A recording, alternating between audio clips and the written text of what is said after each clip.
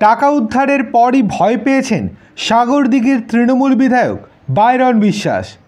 অসুস্থ বোধ করায় গতকাল তার নার্সিংহোমে তাকে ভর্তি করানো হয়। এরপর গতকাল রাতেই অনেকটা সুস্থ হয়ে গিয়েছেন বাইরন বিশ্বাস, কিন্তু বাড়িতে ফেরার আর নাম নেই। কেননা সেখানে উপস্থিত রয়েছেন আয়কর দপ্তরের আধিকারিকেরা। গেলেই মুখোমুখি হতে হবে একাধিক প্রশ্নের। সেই জন্য আজকের দিনটাও হাসপাতালেই কাটাতে চাইছেন বাইরন বিশ্বাস। অপেক্ষা করছেন কখন তদন্তকারী আধিকারিকেরা তার বাড়ি ছেড়ে বেরোবেন। সাগরদিঘির বিধায়কের বাড়িতে টাকার পাহাড়। 19 ঘন্টা তল্লাশি অভিযানের পর বা এখনও অবধি বলতে গেলে 24 ঘন্টা পারই হয়ে গিয়েছে। তল্লাশি অভিযানের পর সাগরদিঘির বিধায়ক বাইরন বিশ্বাসের বাড়ি থেকে 70 লক্ষ টাকা পেল আয়কর দপ্তর। পাওয়া গিয়েছে প্রচুর সোনাও। সূত্রের দাবি, এই টাকা ও সোনা আয়কর বহির্ভূত। টাকা ও সোনার পাশাপাশি প্রচুর নথিও বাজেয়াপ্ত করা হয়েছে। বুধবার অর্থাৎ গতকাল সকাল 7টা নাগাদ বিধায়কের শামশেরগঞ্জের বাড়িতে হানা দেন আয়কর দপ্তরের 28 জনের একটি দল।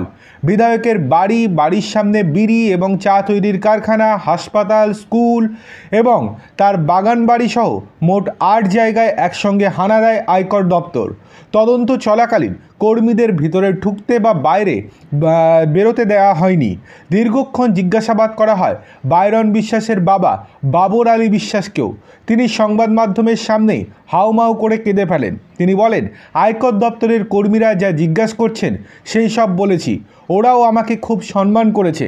এরপর যখন বাইরন বিশ্বাসকে মুখোমুখি জিজ্ঞাসাবাদ করেন 4 জন আধিকারিক, তখন হঠাৎই অসুস্থ বোধ করেন বাইরন বিশ্বাস। তড়িঘড়ি বিকেল 4:30 নাগাদ তার নার্সিংহোমের কয়েকজন ডাক্তারকে ডেকে পাঠানো হয় তার বাড়িতে। সেখানে কিছুক্ষণ তার চিকিৎসা চলে। এরপরে সন্ধে 7:30 নাগাদ তিনি আরও অসুস্থ বোধ করায় তাকে নার্সিংহোমে নিয়ে যাওয়া হয়। প্রাথমিক সূত্র মারফত জানা যাচ্ছে তার সুগার ফল হয়েছিল, কিন্তু ব্যাপার হচ্ছে সুগার ফল এমন কোনো বড় ব্যাপার নয়। সামান্য চিনির জলেই সুস্থ হয়ে ওঠে রোগী, কিন্তু তা সত্ত্বেও তাকে নার্সিংহোমে নিয়ে যাওয়া হয়েছে এবং যেটুকু জানা যাচ্ছে আজকে তিনি নার্সিংহোম থেকে ফিরবেন না। আগামীকাল বা আগামী পরশু তিনি নার্সিংহোম থেকে ফিরবেন। অর্থাৎ যতক্ষণ আয়কর দপ্তরের আধিকারিকেরা তার বাড়িতে উপস্থিত থাকবেন ততক্ষণ পর্যন্ত বাইরন নিজের বাড়িমুখও হবে না। এটাই এখনও সূত্র মারফত জানা যাচ্ছে। দেখার বিষয় এই যে হাসপাতালে উপস্থিত হয়ে বাইরনকে জিজ্ঞাসাবাদ করে কিনা আয়কর দপ্তরের আধিকারিকেরা।